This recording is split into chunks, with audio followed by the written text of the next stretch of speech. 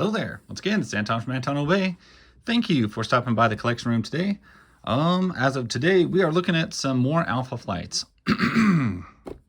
Clear the throat. I have been going and getting my way through most of these Alpha Flights. The entire series, I have a complete run. Third time I bought it. And we are up to issue 65 through 68. And I gotta say, as if you've watched any of the other ones that I've done with this, it's become very apparent to me that like Alpha Flight is a love-hate comic. Even if I love it, there's some of it is just painfully stupid and awkward and miserable to get through. But for some reason, every time I've owned the complete set and thought, you know what? I don't need it anymore. It's so dumb. It's so awful. It's a bad series, and got rid of it. I miss it and I want it back. And so this is the third time I have a complete set of Alpha Flight. I'll have to just not sell them anymore because, you know, what can I do with that? What is wrong with Heather's lips there? White. But yeah, I mean, so it's a series that I'm gonna complain about it. It's just not good. It's awful. Even the good part of it, even the John Byrne stuff, is boring and like boringly drawn, and nothing happens. And then the parts that are action-packed are incredibly poorly written and hack writing. And yet, why do I still like this stupid comic? Well, because it's Alpha Flight. I like it, I guess. It's the underdog. Marvel apparently didn't even like Alpha Flight.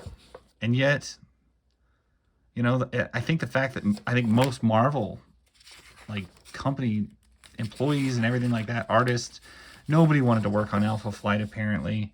Nobody cared anything about it. That's part of what made it likable. It is the underdog. Other superhero teams make fun of them.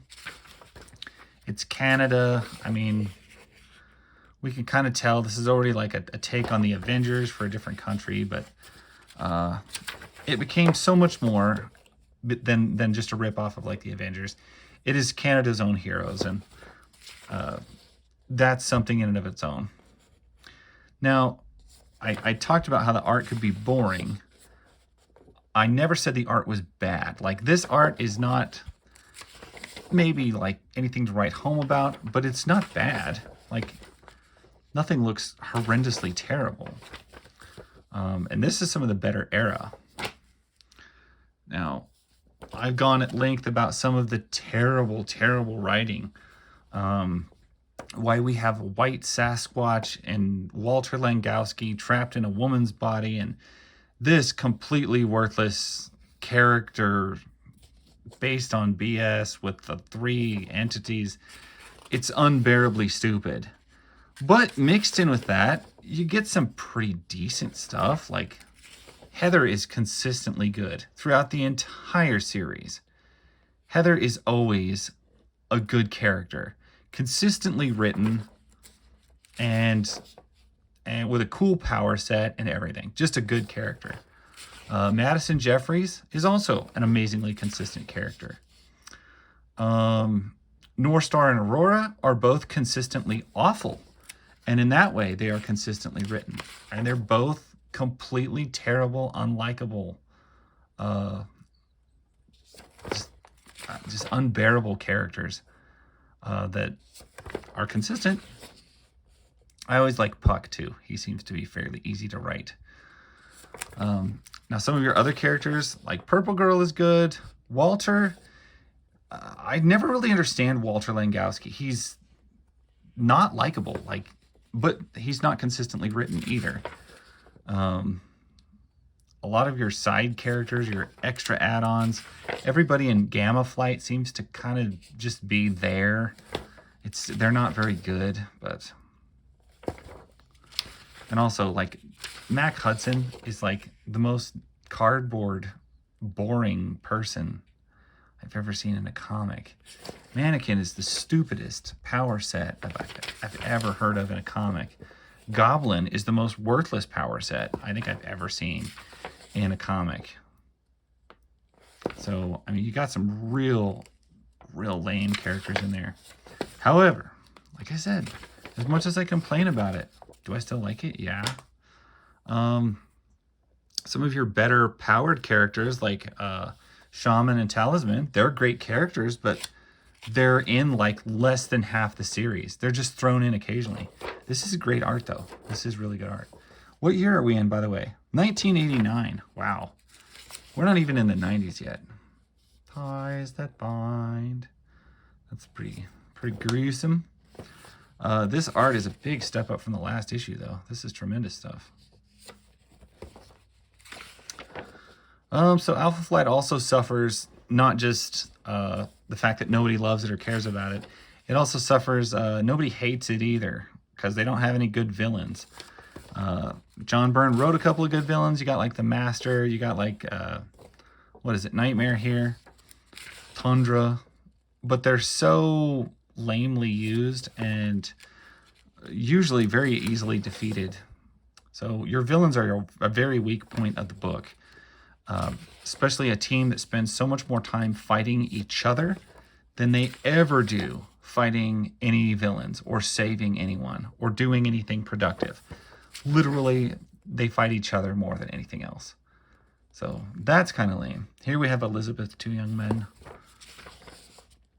Looks like she might be coming back to the book here soon. That would be good.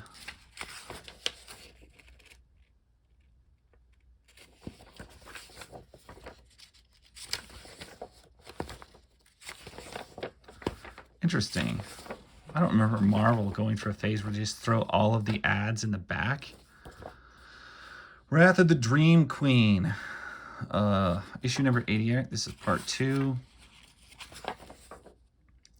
The art is still pretty banging. Backgrounds. This is one that another. On a long list of complaints I would throw at Alpha Flight is... I mean, you're in Canada. Let's highlight a little more of actual Canada. Most of your heroes, you get like the gist of where they're fighting and the big city or whatnot. I know there isn't as many noteworthy locations maybe in Canada, but why don't you give us some? Show us some. I know there is some. Just, you know, would it kill you to have some battles there or highlight different places a little more often? They don't do it very often. Show us some key cities, show us some key landmarks, monuments, whatever. Our art has taken a huge step down for some reason. What happened? See, okay, there we got the big Space Needle thing. But they could do better at that. Like, remember it's a Canadian book. Put it in some parts in Canada that we could recognize. They don't do that very often. Maybe because the writers are not from Canada, and so they don't actually know anything about Canada. Or maybe the readers are not from Canada, so they didn't expect them to know anything. Yeah, once again, this is weird. All the ads are in the back. Huh. Like, I don't think we came across a single ad through here. Yeah, I don't remember this phase in Marvel at all. I usually remember every 2 pages there being an ad. And it looks like this, for some reason, they stuck all the ads in the back. Anyway, interesting thing to note there. Anyway, that is 65, 66, 67, and 68.